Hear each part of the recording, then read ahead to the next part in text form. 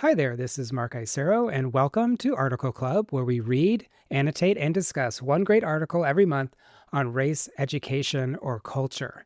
And so, if you're new here, this is, I guess, our 56th or 57th month where we've done an article. It's basically a deep dive where we read intensely and then we get into a discussion on Zoom. And what I do every month and what I've been doing for a long time is I've reached out to the authors of these great pieces and asked them, hey, do you want to do an interview? And they almost always say yes. I am always so impressed with the generosity of authors.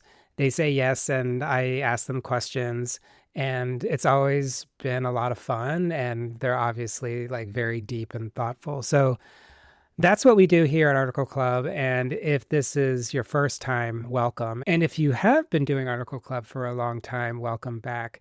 I'm very excited that this month we are going to be discussing this article called The Spectacular Burnout of a Solar Panel Salesman. It was in Wired. It was back in January when it was published, and it's by Brendan I. Kerner.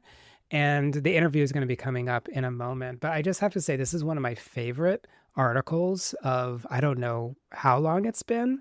I just thought it was just really wonderful. It's basically about this kid, well, not really a kid, a young man who's in college, who's sort of like trying to find his way, and college is not necessarily for him. His name's Aaron Colvin, and he's at the gym one day, and this big, very large bodybuilder dude comes over and says, hey, do you want to make a lot of money? Do you want to make something of yourself?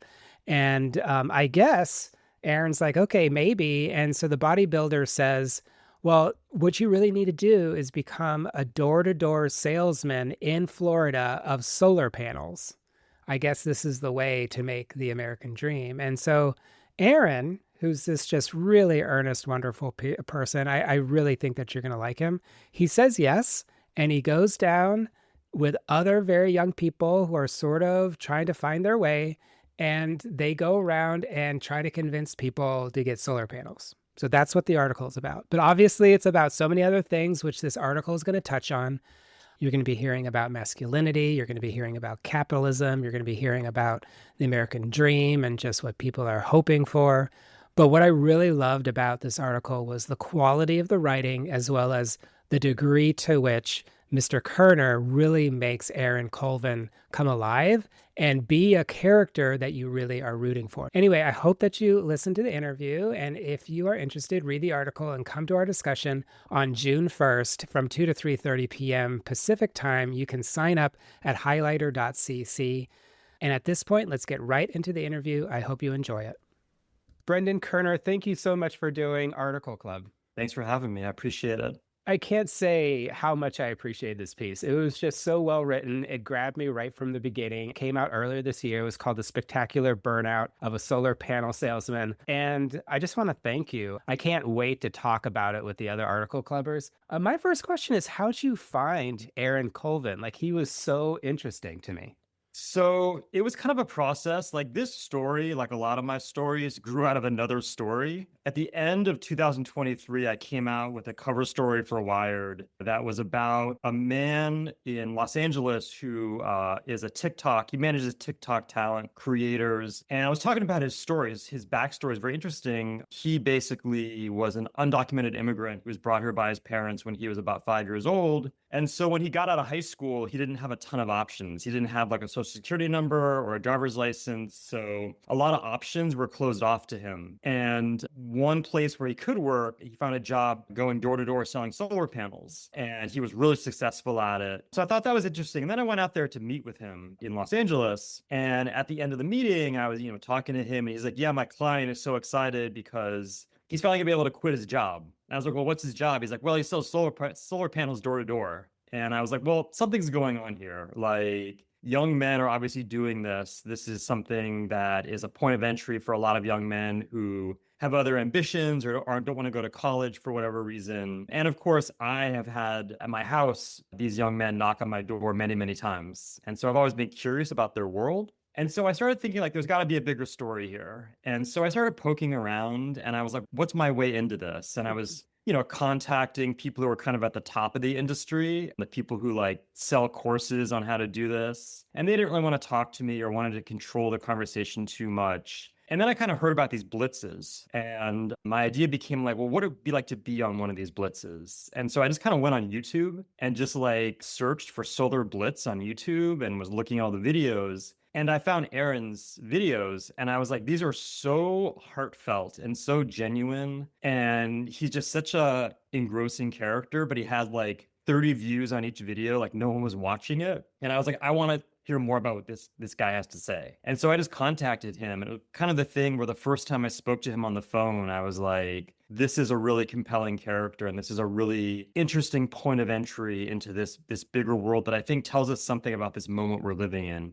Yeah, thank you so much. How you share that he is also on YouTube and telling his story and also hoping to make it big in so many different ways. Like he just came off the page right from the start. And I really appreciate how you started the piece. We get to know him, but also we're in the scene immediately in the gym. And I assume you weren't there. So how were you able to report that and get us there into the gym where this enormous bodybuilder comes over and basically tries to recruit him to be a solar bro? Yeah, sure. So, Aaron was really detailed in his recollections of it. And so I had that to go on. And then I was able to kind of like look up the gym. And then I was able to find the guy who recruited him and go and kind of like contact him and get his version of events as well. So I think getting two perspectives was important. And I think also just like understanding like that gym culture is kind of integral to the solar bro culture. When I was looking at all these artifacts and these videos that Aaron would share with me, a lot of them were like them working out in the gym, like in the mornings before they would go rip doors. So I really understood that like there's a connective tissue between working out and like the gym culture and this culture of these young men like crashing these Airbnbs and trying to get rich. So I felt that was a really good place to start just because I felt like the hustle started there, right? The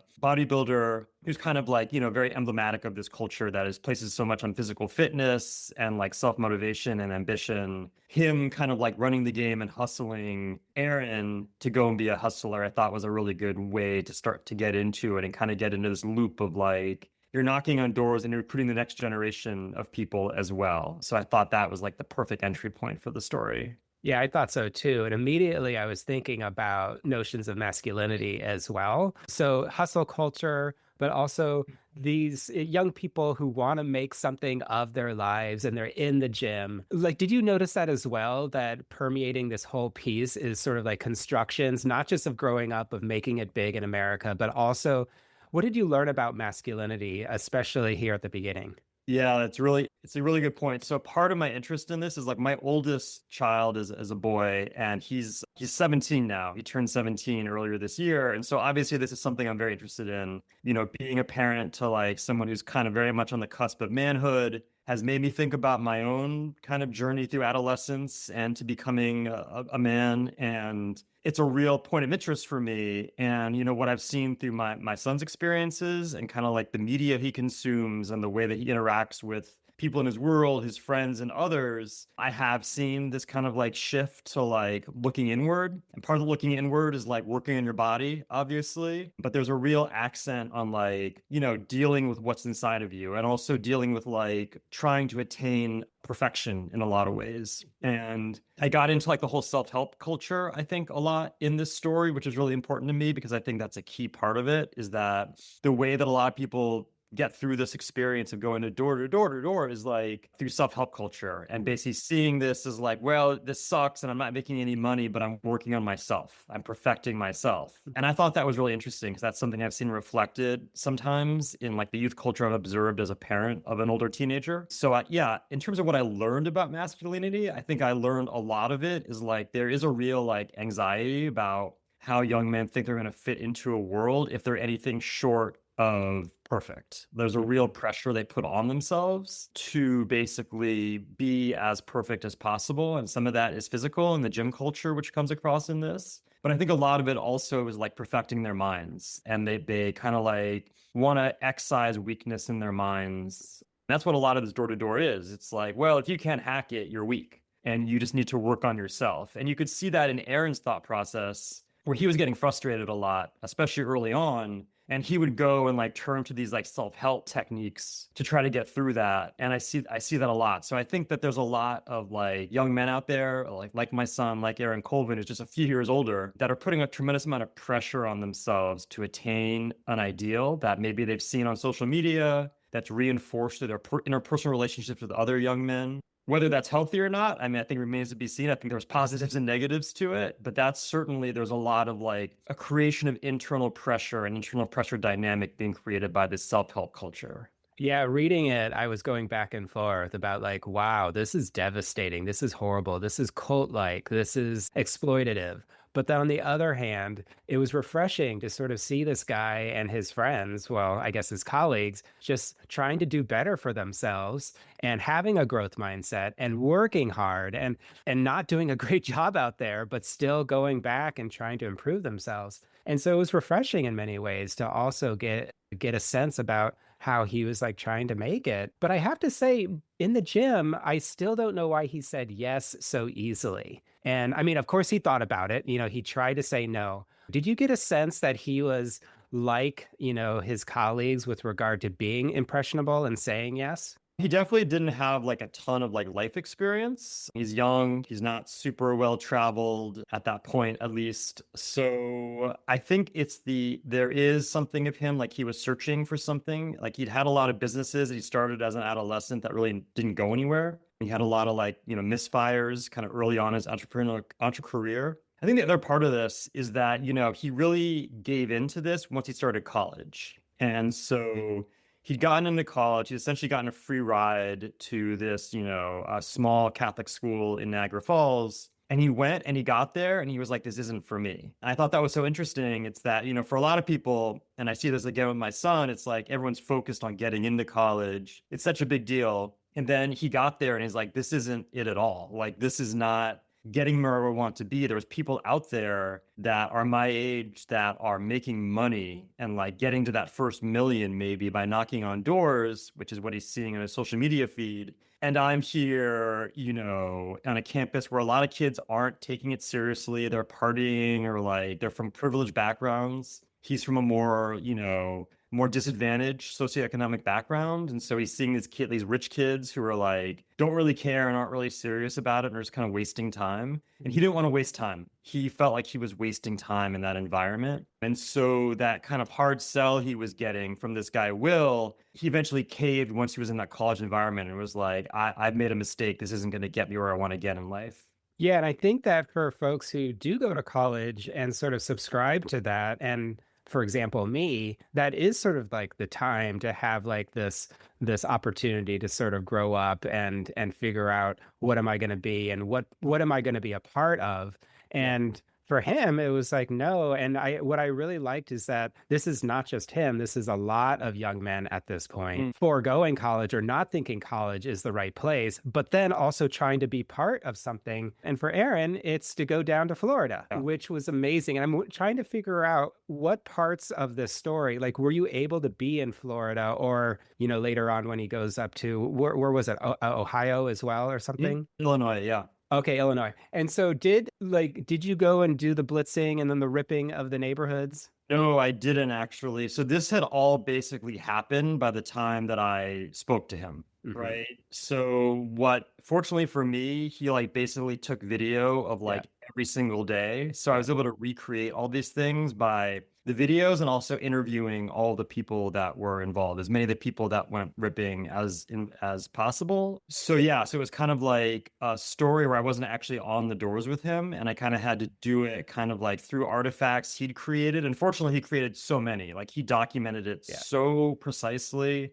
the ripping and also like just the off hours and just the interactions that he was having with people. So that was really, really useful to me. Yeah, because like the way that you wrote it was so clear as far as like what was going on. So it seems like, you did get a whole lot of good footage and details from him. And I think that the piece that I was just so struck by was just how much I felt like this entire thing is a scam and a fraud, but even structurally. So, for example, these teams, like this team that he's on, they're not even directly connected to the companies, and the companies try to like be distanced from them. Yes.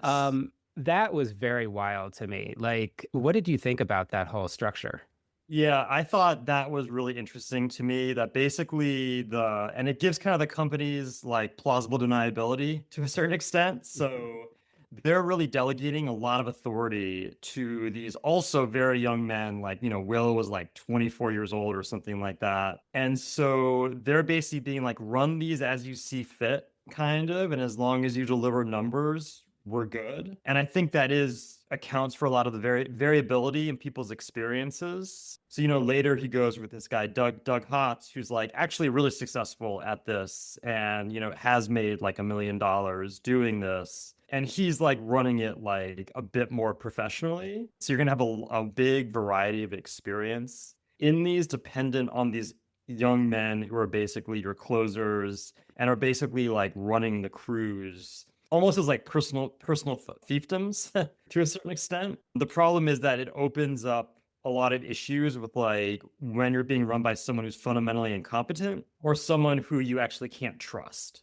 And one thing I've heard, certainly I talk about Aaron's experience where he felt that he was not paid the money he was due. And it's still a little unclear about what exactly went down. I really wish Will had gone on the record with me, but he kind of shut me down after a few questions. So you have that. And you also just have like people who are fundamentally like maybe knocked on doors and made a little money and rose to that position and like rose to a position they can't really handle.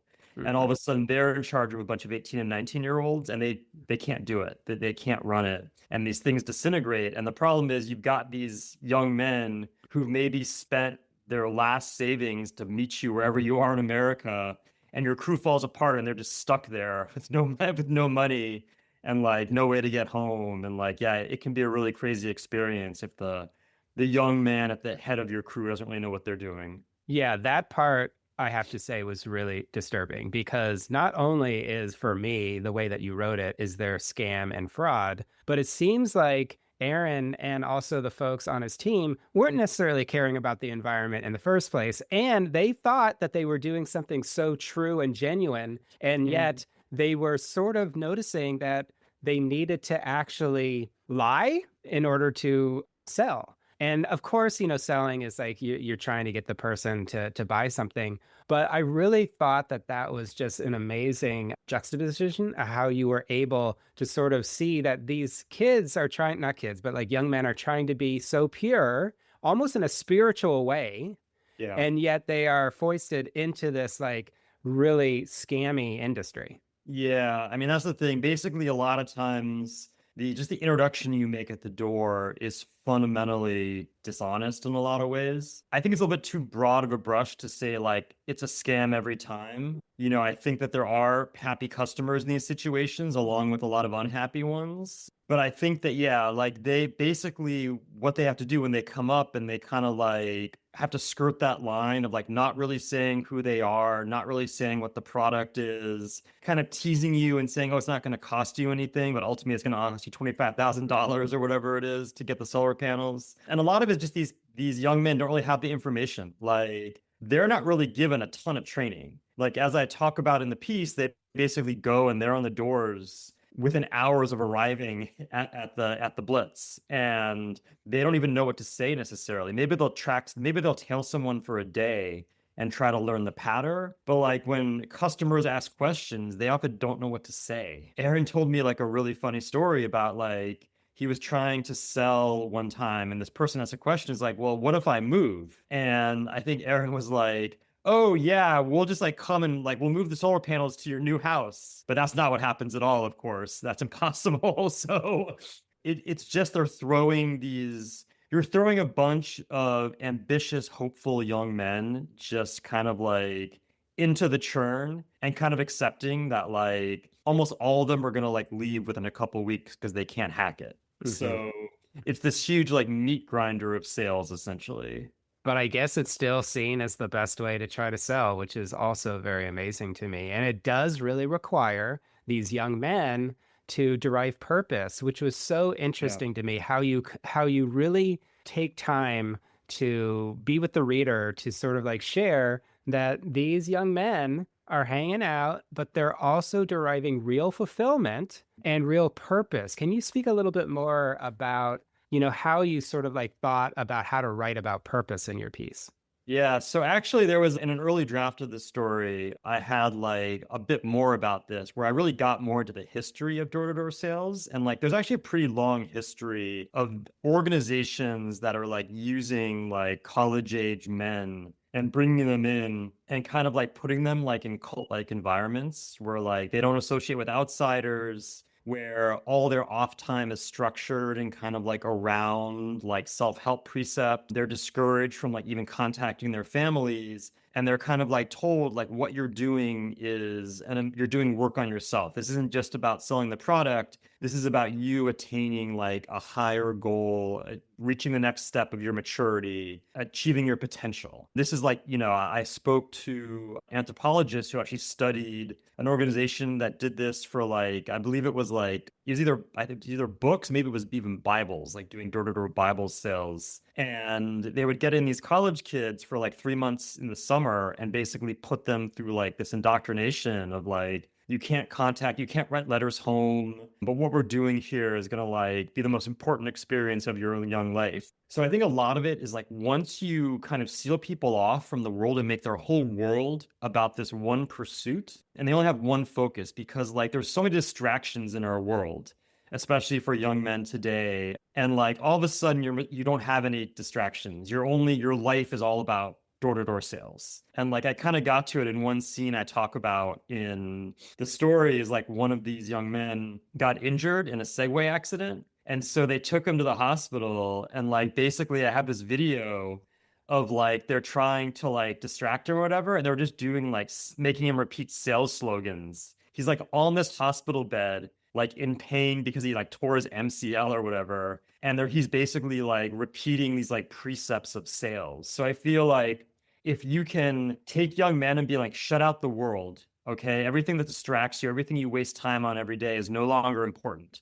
All that's important is what we're doing here in this Airbnb and on these doors. It focuses the mind on that like self-help principle. And that is, of course, as I said, is the way cults operate as well, as they basically Yeah. shut out the outside world. They tell you other people and other pursuits aren't important. It's only what we're going to tell you to do. Yeah. I mean, I remember I annotate the articles always, and on like page 2 or 3, I was like, cult. Yeah. But then I was like, no, I've got to really like be there and have some more empathy. But then toward the end, even Aaron was like, no, this is like cult like. Yeah. You don't have to reveal this, but do you feel like you had some sort of emotions or feelings about sort of like this experience with regard to the spirituality, the purpose, and then the cult like aspects of it? Yeah, that's a great question. So yeah, so I 100% get the appeal of this. Like I feel like a lot of these young men are seeking something. Like they have questions, but like there's so much noise in their heads that they can't even like